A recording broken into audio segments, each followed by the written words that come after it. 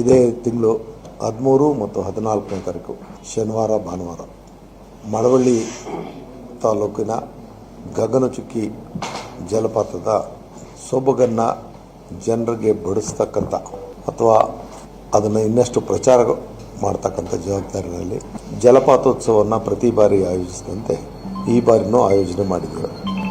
ಜಿಲ್ಲಾಡಳಿತದ ವತಿಯಿಂದ ರಾಜ್ಯ ಸರ್ಕಾರದ ಅನುದಾನದ ಅಡಿಯಲ್ಲಿ ಈ ಕಾರ್ಯಕ್ರಮವನ್ನು ಆಯೋಜಿಸಿದ್ದೇವೆ. ಹೋದ ವರ್ಷಕ್ಕಿಂತ ಈ ಬಾರಿ ಹೆಚ್ಚಿನ ರೀತಿಯಲ್ಲಿ ಕಾವೇರಿ ತುಂಬಿ ಹರಿತಾ ಇದೆ.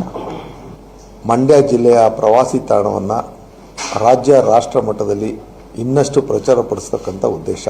ಮೊದಲು ಆ ವೀಕ್ಷಣಾ ಸ್ಥಳದಲ್ಲಿ ಸಾಕಷ್ಟು ವೀಕ್ಷಣೆಗೆ ಸಮಸ್ಯೆಗಳಿತ್ತು, ಅದನ್ನು ನಿವಾರಣೆ ಮಾಡಿದ್ದೀವಿ. ಅಲ್ಲಿ ಲೈಟಿಂಗ್ ವ್ಯವಸ್ಥೆ ಆಗಿದೆ, ಕುಳಿತು ನೋಡುವಂಥ ಆಸನದ ವ್ಯವಸ್ಥೆ ಮಾಡಿದ್ದೀವಿ.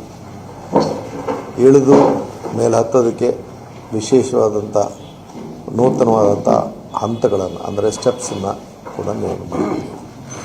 ಪಕ್ಕದಲ್ಲಿ ಒಂದು ವಿನೂತನವಾದಂಥ ಒಂದು ಉದ್ಯಾನವನವನ್ನು ಅಭಿವೃದ್ಧಿಪಡಿಸ್ತಾ ಇದ್ದೀವಿ.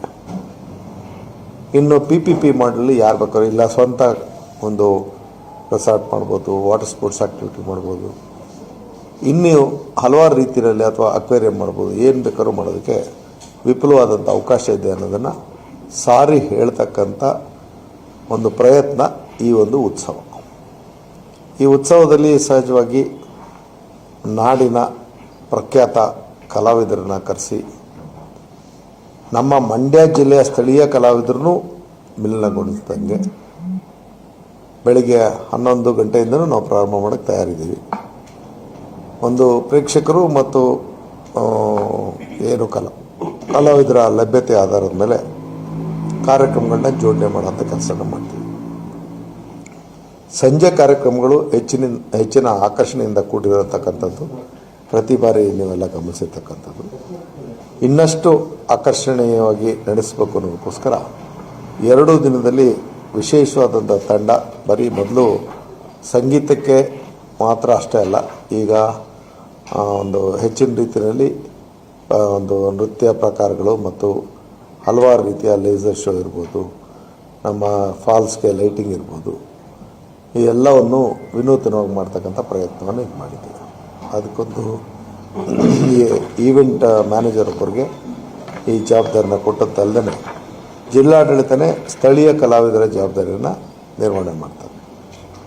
ಸ್ಥಳೀಯ ಕಲಾವಿದರು ಜನಪದ ಕಲಾವಿದರಿರ್ಬೋದು. ಮತ್ತು ನಾನು ಈ ಬಾರಿ ನಮ್ಮ ಶಾಲಾ ಕಾಲೇಜುಗಳ ತಂಡಗಳಿಗೆ ಒಂದು ಅವಕಾಶ ಕಲ್ಪಿಸಬೇಕು ಅನ್ನೋದನ್ನು ಮಾನ್ಯ ಜಿಲ್ಲಾಧಿಕಾರಿಗಳಿಗೆ ನಾನು ಒಂದು ಸೂಚನೆಯನ್ನು ಕೊಟ್ಟಿದ್ದೀನಿ. ಆ ಸೂಚನೆ ಏನಪ್ಪ ಅಂದರೆ, ವಿಶೇಷವಾಗಿ ಯಾವುದಾದ್ರು ಪ್ರಕಾರಗಳನ್ನ ಪರ್ಫಾರ್ಮ್ ಮಾಡ್ತಕ್ಕಂಥ ಕಾಲೇಜಿನ ಯಾವುದೇ ಇಡೀ ಜಿಲ್ಲೆಯಲ್ಲಿ ಯಾವುದಾದ್ರು 1, 2 ಅಥವಾ 3 ತಂಡಕ್ಕೆ ಆಯ್ಕೆ ಮಾಡಿ ಒಂದು ಅವಕಾಶ ಕೊಡೋದು. ಅಂದರೆ ನಮ್ಮ ಜಿಲ್ಲೆಯಲ್ಲೂ ಕೂಡ ನಮ್ಮ ಒಂದು ಶಾಲಾ ಕಾಲೇಜುಗಳಲ್ಲಿ ಈ ರೀತಿ ಅವಕಾಶ ಇದೆ.